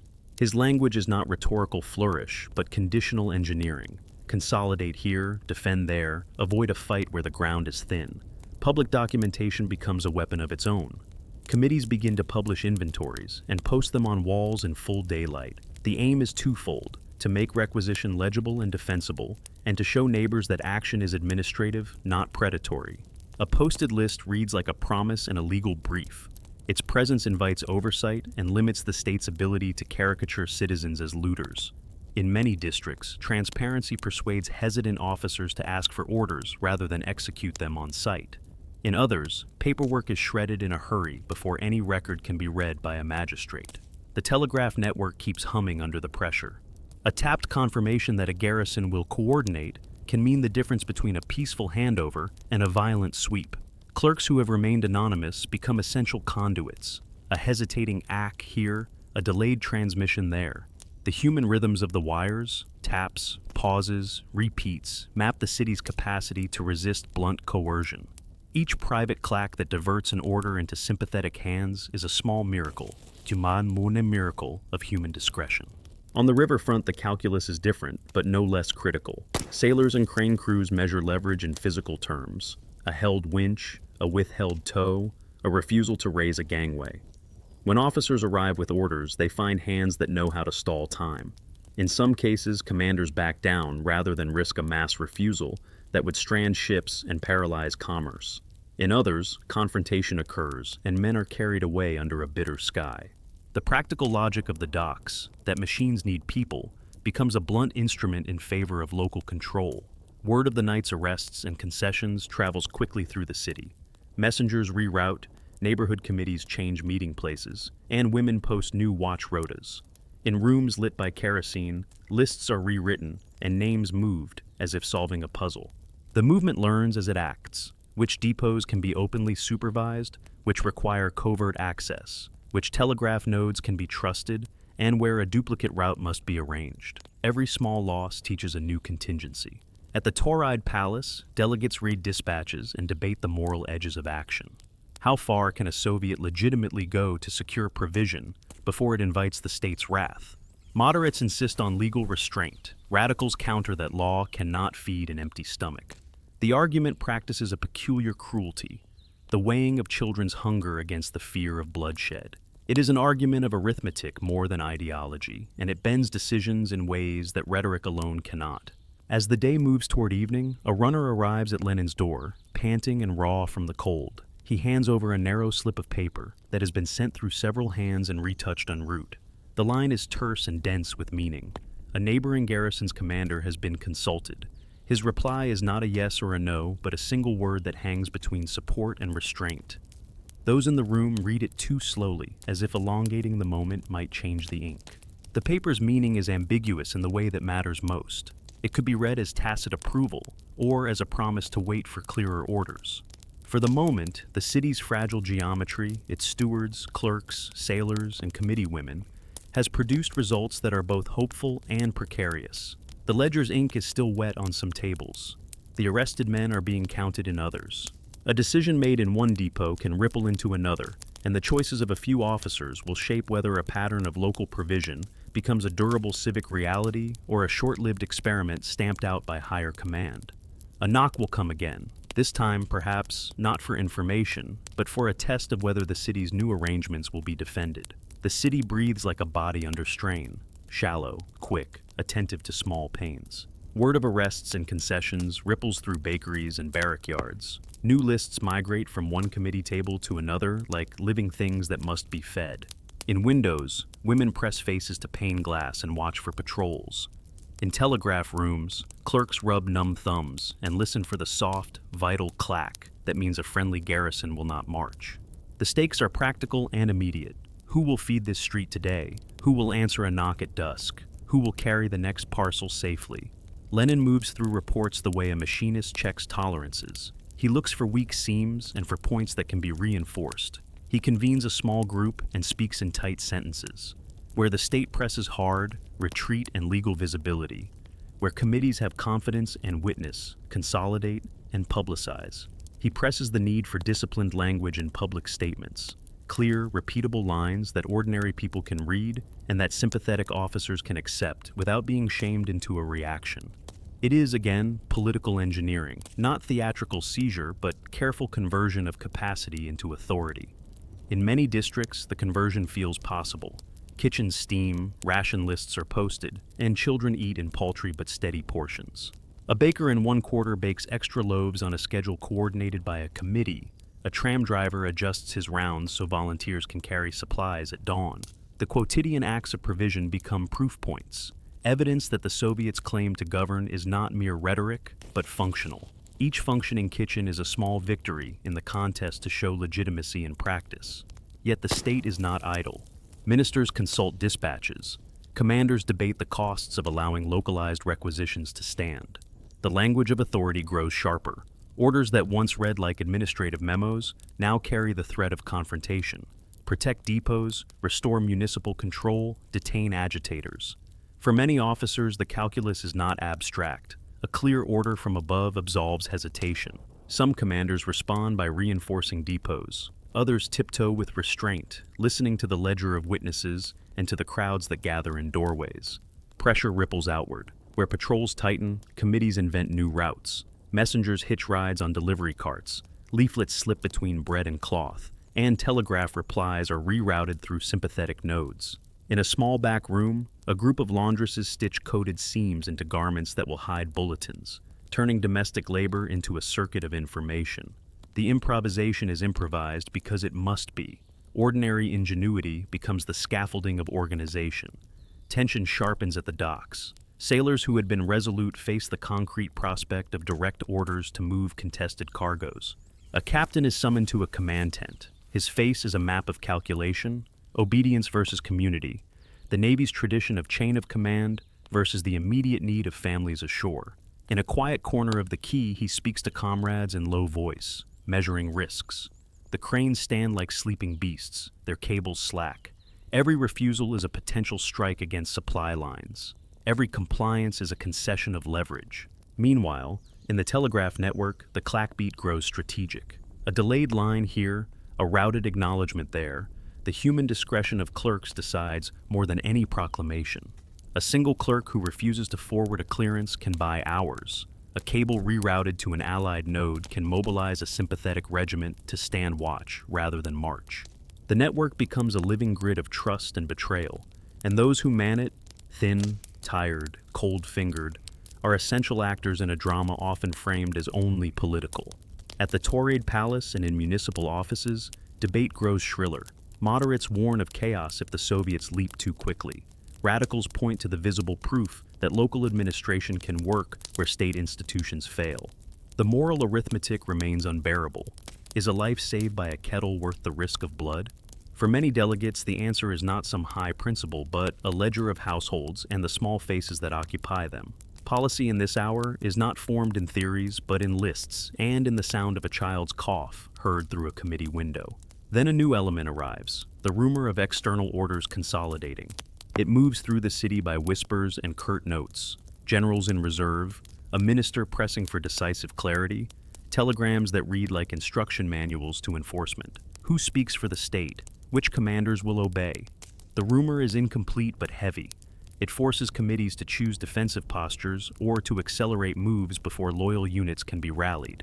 In one district, a decision crystallizes. Delegates elect to form formal rosters of stewards and witnesses and to invite neutral local notables, a parish doctor, a clerk known for probity, to sign inventories publicly. The aim is to shrink the moral space in which state actors can claim impropriety. If the action is witnessed and recorded, it becomes harder to label it as mere theft and easier to present it as accountable stewardship. The tactic is bureaucratic and plain-spoken. Its power lies in the quotidian rituals of signature and seal. But not every encounter submits to paperwork. In an industrial suburb, a squad of soldiers arrives with orders and a captain who reads them aloud with a voice accustomed to obedience. Volunteers stand their ground and hold lists. A scuffle breaks out when an officer pushes to seize sacks. A child cries, a woman stumbles, men are hauled off. The images are not cinematic but immediate. Faces, fear, the sound of boots on frozen ground. News of arrests amplifies radio and rumor, hardening resolve in some quarters and seeding caution in others. Lenin hears of the clashes and recalibrates. He instructs that actions which risk blood now be deferred unless clear advantages exist. The calculus shifts from expansion to preservation. Hold gains where possible. Avoid headline-making confrontations that would enable a sweeping crackdown, and keep the moral argument in plain sight. Inventories, witnesses, visible distribution. The movement must appear administrative, not predatory. It must be accountable in order to be defensible. At dusk, as lamps ignite and breath fogs in the cold air, messages continue to arrive. Some confirm that sympathetic units will stand by neighborhoods. Others report arrests and closed doors. The city has become a mosaic of pockets where provision functions and others where fear rules. The balance is razor thin. In a small committee room near the Smolny line, delegates read a fresh telegraph. A nearby regiment's commander has sent an ambiguous reply. Not a refusal, not a commitment, but an instruction to await clarification from higher headquarters. The line hangs between action and inaction like a thread. Outside, a knock approaches doors in the dark. It could be a courier with confirmation or an officer with orders. It could be the sound that promises more provisions or the sound that tests whether the city's new arrangements will be defended in earnest. The pause before the knock is a breath held across neighborhoods, kitchens, and telegraph rooms, an ordinary, human silence that precedes history. The knock comes, and the room holds it like a thing to be weighed. For some it will be a courier with confirmation, for others it will be a sergeant with a list. In the narrow hush that follows, men smooth coats, fingers find pens, and a woman tucks a child closer against the lambent lamp. The decision that follows is not dramatic so much as inevitable. Paper must meet boot, and whoever arrives will discover whether the ledger's ink can stand against the blunt law of orders. When the door opens, the officer's shadow slices the threshold. He reads the command again, slower this time, searching for nuance. The steward's reply is ritualized and plain. Everything is inventoried, signed, witnessed. Stewards are known by name. Distribution is scheduled and public. The officer's expression tightens and relaxes in turns, like a man rereading a contract he hoped would be shorter. He keeps his duty and his curiosity in balance. He asks for a list to be read aloud, then leaves with the words, "I will report," which in the fractious language of the city can mean anything from delayed action to wary retreat. Across other wards, the rhythm differs. Where patrols had been heavier, where clerks were fewer and courage scarcer, the knock meets resistance. Men are hauled into wagons. A telegraph clerk is bundled away into a police van. A pair of sailors are marched toward the harbor jail. The small violence is not dramatic, but it is contagious.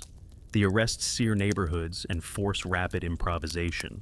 Messengers change routes, lists are recopied in different hands, and the movement reroutes like a river finding new channels around a fall. Lenin hears the news in a dim room where cigarette smoke loops and maps fold. He listens to reports. One depot negotiated, another cleared, a clerk taken, a garrison ambiguous. He does not romanticize loss, he calculates. A seized telegraph clerk is a vulnerability because it severs a wire of information. A successful negotiation at a depot is a visible proof that legitimacy can be administered. He instructs a cautious mixture of consolidation and demonstration. Hold what can be defended with plausible civility, publish inventories and witnesses, and where necessary, scale back to avoid a retaliation that could strip gains away.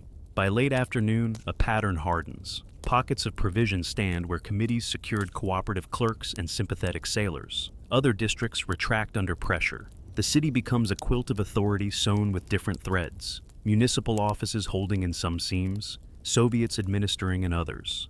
People measure these seams in household terms. Will the kettle boil tomorrow? Will a nurse get medicine? Political choices become domestic calculations, with immediate, measurable outcomes. A decisive moment arrives not with guns, but with language. Lenin, who had been refining his program into sharp, repeatable propositions, insists these days that the movement speak with an unambiguous voice. Vague phrases allow hesitation and equivocation. Precise demands force a choice. He presses for proclamations that ordinary workers can repeat without stumbling, phrases that can be read aloud in a factory yard or over a kitchen table, and that leave little room for the middle ground. The aim is to make the Soviets' claim both practical and irreducible: control of provision, challenge to a government that cannot feed the city, and the transfer of real administrative power where it already functions. The Bolshevik press amplifies the terseness of this strategy. Leaflets, now produced in greater numbers, carry bullet points rather than dissertations. Inventories posted, committees accountable, workers' control of key services, immediate measures to relieve hunger and halt profiteering.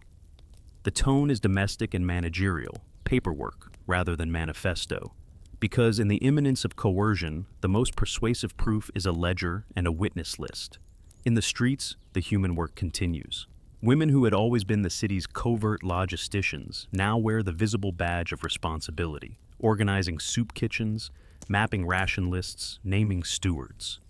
Their hands move in small, decisive gestures, measuring grain, pinning schedules to doors, writing names in the ledger's margin. Where these routines hold, neighbors begin to speak of the Soviets' capacity as if it were an obvious thing. Where the routines break under arrest or intimidation, trust phrase and neighbors retreat.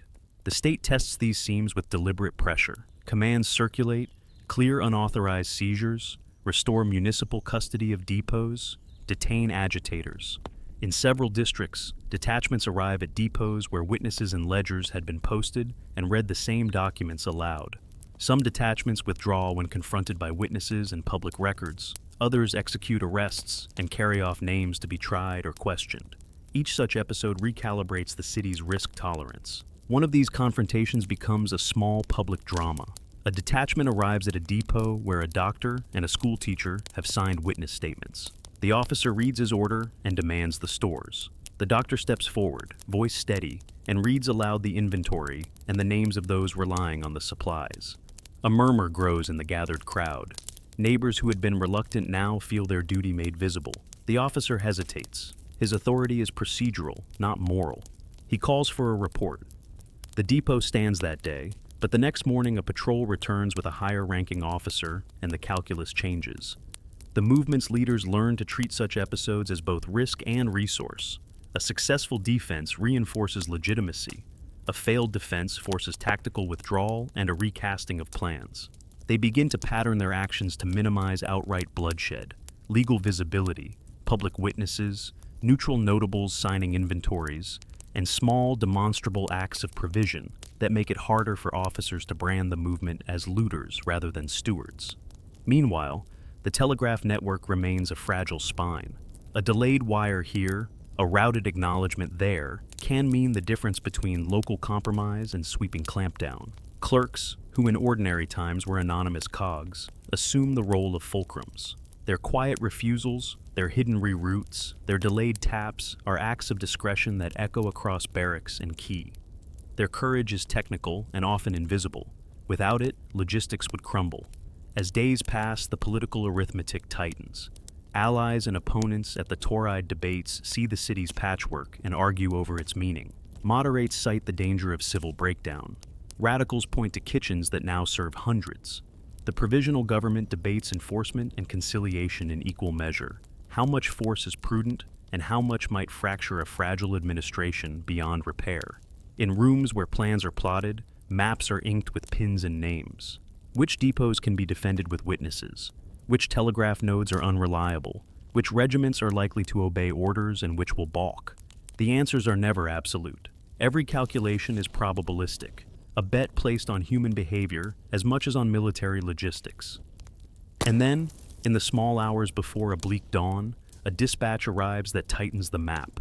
A directive from a higher command: clear any unauthorized seizures and render assistance to civil authorities. Its wording is precise, its intent blunt. The room where Lenin reads it goes quiet in a different way. This is not a test of negotiation, but a measurement of will. Outside, the city sleeps fitfully. Inside, hands fold ledgers and hide them in pockets. Volunteers check watches. Telegraph clerks rehearse coded taps.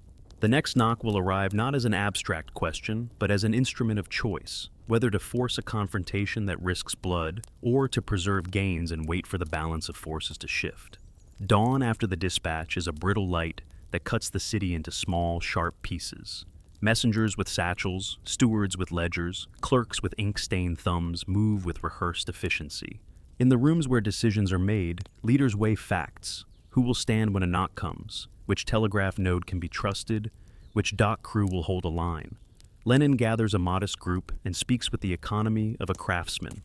He organizes defense as procedure, reinforce witness lists, post neutral notables as guarantors, station medics so clashes can be treated rather than flared. He insists on paper because it makes action describable and defensible. A ledger, a roster, a named steward, these are shields. Delegates move like technicians. One carries a list of sympathetic clerks to a telegraph hub. Another goes to the docks with names of crane crews who will refuse certain manifests. A school teacher is posted at a depot to read inventories aloud should officers arrive.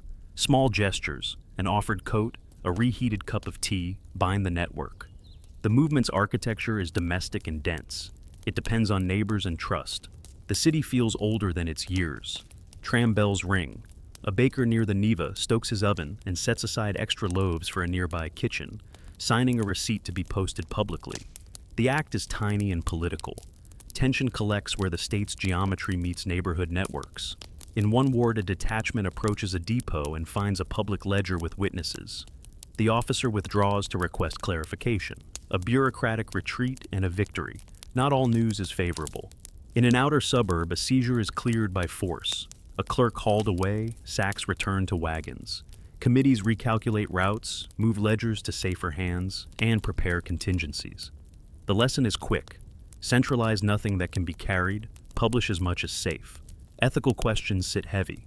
A municipal doctor signs up to supply medical care for stewards, but worries. Is feeding today worth risking lives tomorrow? Women in kitchens whisper similar choices as they ladle soup. Improvisation becomes the day's craft. Clerks practice coded delays that buy minutes. Sailors adopt signals. Kitchens scrounge peat for fuel.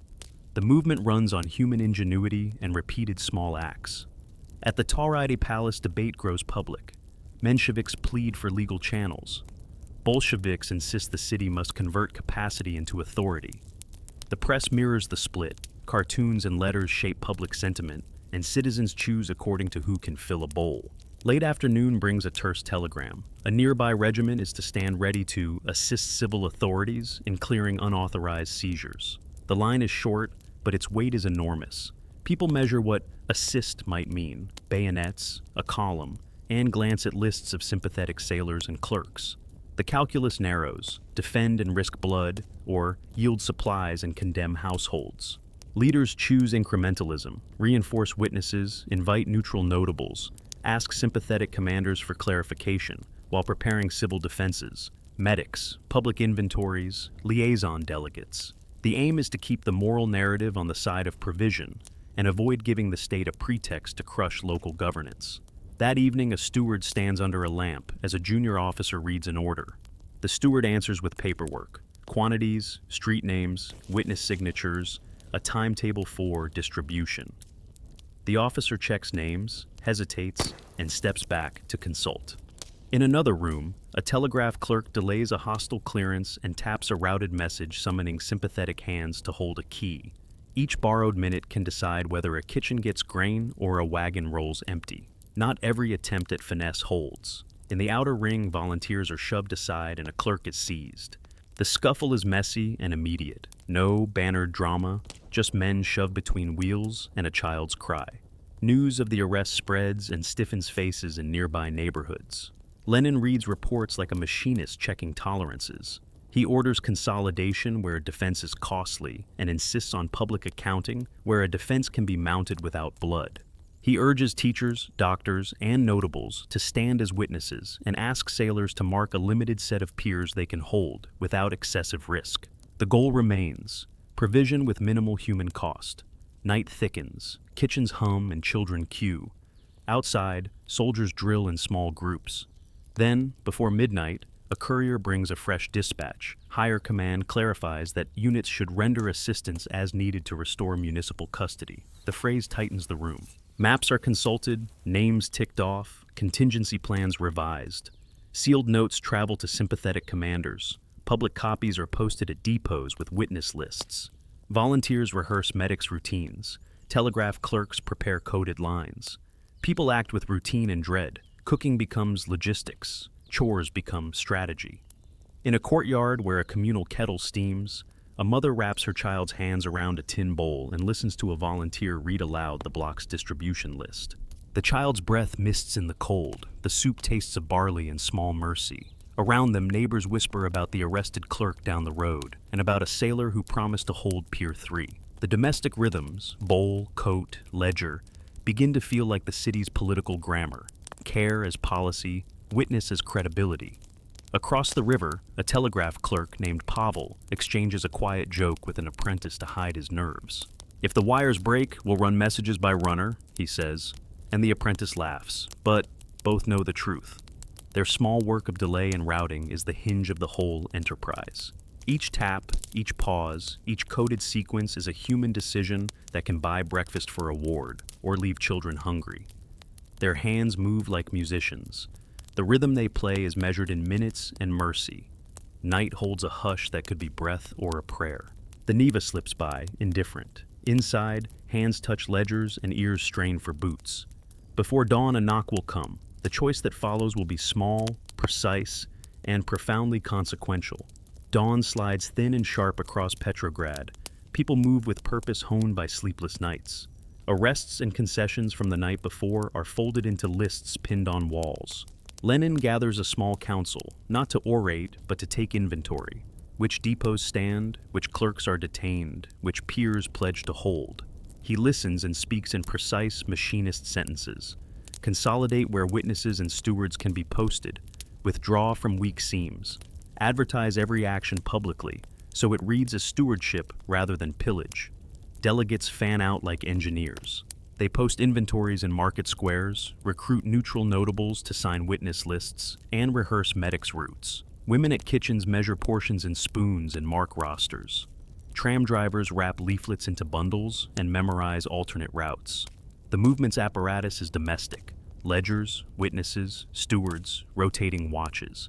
Each visible act is a deliberate defense against accusations of robbery and an argument in favor of local competence. Pressure from the state tightens. Dispatches arrive ordering commanders to clear unauthorized seizures. The phrase is elastic, but its threat is immediate. In response, a plan is sketched. Concentrate provision in a few defensible districts, publish inventories daily, and avoid defending sites where confrontation would cost lives. The choice forces neighbors to decide which streets will eat and which will wait. The moral arithmetic is raw and intimate. The day's human centerpiece unfolds at a depot near the industrial ring. A school teacher stands with a ledger and a lantern, while a junior officer reads a terse order demanding the sacks. The teacher does not declaim doctrines. She reads aloud the witness list.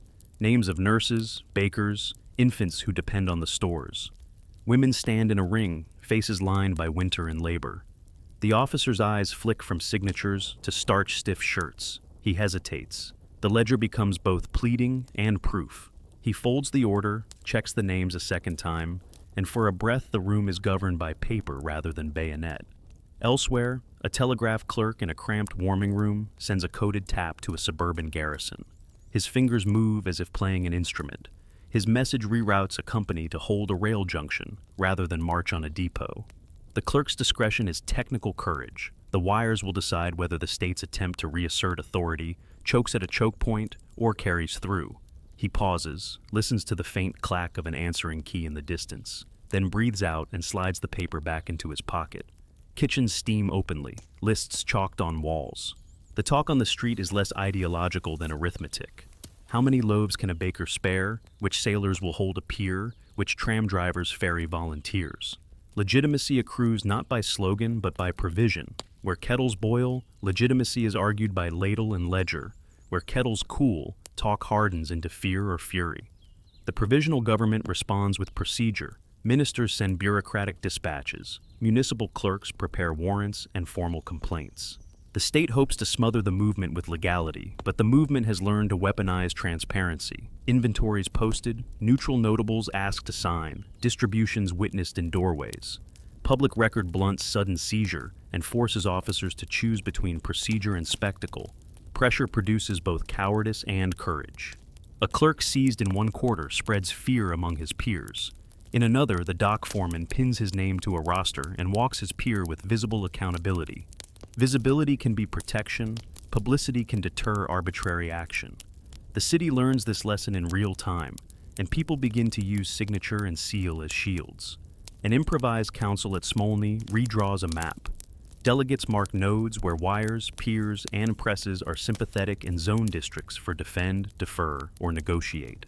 It is a civic triage: who receives aid now, who waits, and where compromise can save both lives and networks. The plan is arithmetic and humane. Select a handful of hubs where public stewardship can be demonstrated and, by doing so, argue the Soviets' right to administer where the provisional government has failed. Then a telegram arrives. A suburban regiment signals conditional cooperation if the movement maintains public records and avoids armed opposition.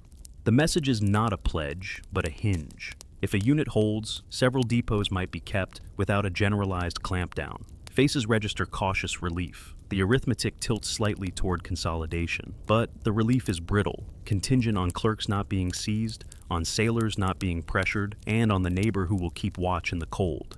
Still, the threat is concrete.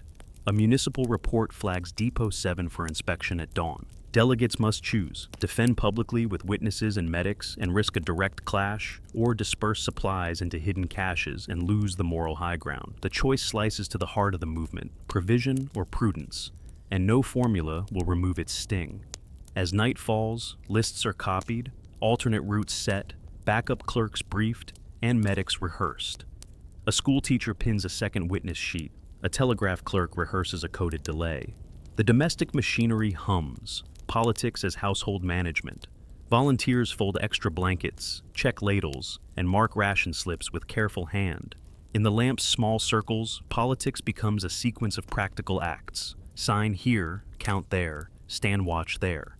In a courtyard, a mother mends a torn coat by oil lamp while her child sleeps. She signs a witness sheet, with fingers still smelling of soap. Nearby, a volunteer lays out blankets and counts ration slips, breath clouding in the cold. The human scale of these preparations is precise. A kettle must feed 100 mouths. A clerk's delay must buy 2 hours. A sailor's refusal must hold a pier through a dawn. Each small warm action is both ordinary care and an argument about who will run the city's daily life. Near midnight, a runner arrives breathless. A detachment will be at Depot 7 at first light. Pens hover, faces harden. Strategy switches from consolidation to contingency. Who will stand watch? Who will read inventories aloud? Which neutral notables can be summoned overnight? The smallest acts, folding a list into a sleeve, tucking oats into a bag, become decisive. Outside, the Neva whispers and trams rattle like distant metronomes. Inside, hands fasten signatures and match names to faces. Dawn will bring a simple sound that contains weight beyond itself, a knock on a depot door. In that plain, practical moment, pen against paper, boot against floor, the city will answer whether visible stewardship can withstand the blunt weight of orders. Dawn is not dramatic so much as patient, a pale light that slides across the same streets where kettles had steamed and ledgers had been posted. The night's small victories and losses have settled into a new map, patches where provision held, patches darkened by arrests. In the rooms where decisions are made, the arithmetic of living, who will eat tomorrow, who will watch a depot tonight, has become the primary logic of politics. Lenin reads dispatches with the same careful temper as a foreman checking instruments. He knows that authority that cannot feed a city is hollow, and authority that feeds it without accountability will rot. The weeks that follow fold these decisions into habit. Committees refine their rosters. Neutral notables sign inventories. Clerks learn to delay a wire without being caught. The municipal map grows a second layer, names of stewards, lists of kitchens, trusted telegraph nodes. In the factories, men who had once argued theory now argue rota assignments and oven schedules. The rhetoric of revolution hums in the background, but the engines that make it real are domestic, ladles and ledgers, witnesses and watch rotas. Where the movement held to practiced civility, posted inventories, public witnesses, named stewards, officers often paused. Where it resorted to covert seizures or, where messengers were exposed, the state pushed back with arrests that fragmented networks. Those small, local outcomes accumulated. They were the true barometer of political strength. In the end, power did not arrive in a single dramatic moment, but by accretion, by the repeated proof that committees could keep ovens lit, telegraphs functioning, and trams moving when municipal structures failed. Lenin's influence in this phase was not simply rhetorical. He insisted that politics be measured by practical capacity, which committees could staff kitchens, which regiments would coordinate discipline and supply, which sailors could hold a pier without violence. He demanded clarity, phrases that could be read aloud in a mess room and acted upon.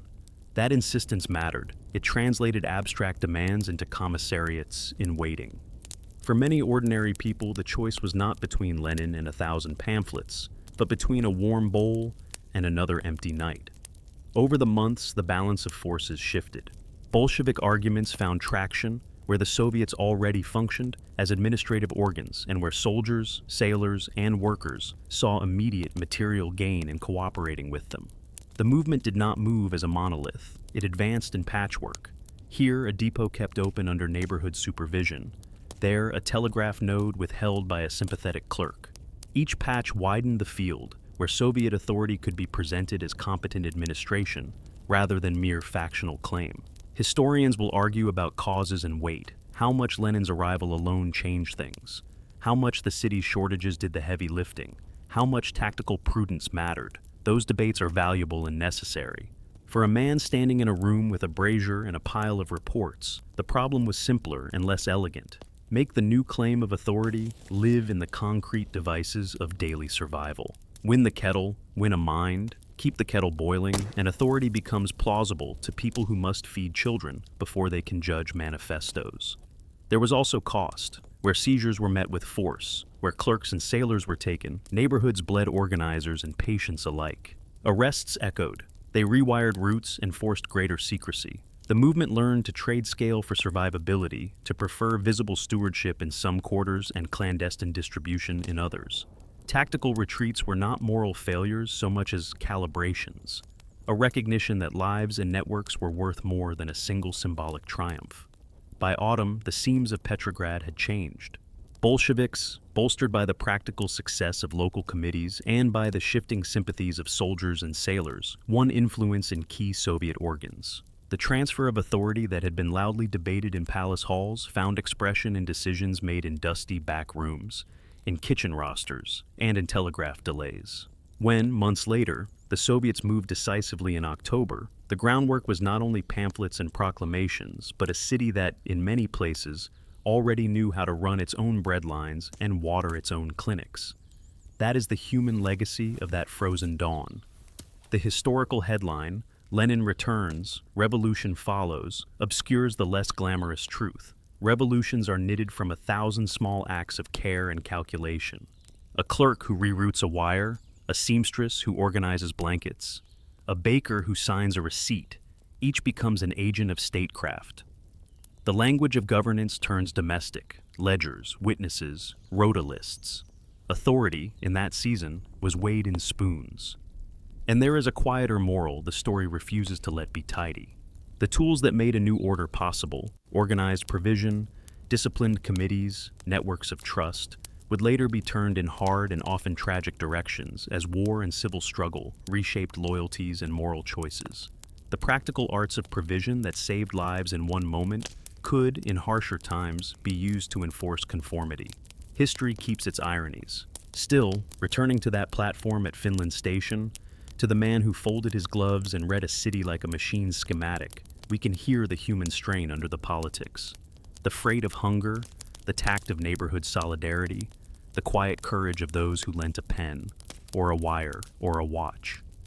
The revolution that followed was not only the product of theory, but of these small, repeated decisions made by people who wanted only that their children not go hungry. Years later, some would reduce that morning's acts to a single slogan. Others would pile on culpability and blame. But the quieter truth is that nations sometimes pivot on the humblest acts. An inventory posted on a wall, a telegraph clerk's pause, a woman ladling soup. The world's larger convulsions are often the sum of these domestic economies. For one frozen dawn, at the end of a sealed train journey, a city learned to measure power by its capacity to keep a kettle boiling. That lesson, both practical and tragic, would shape the shape of things to come.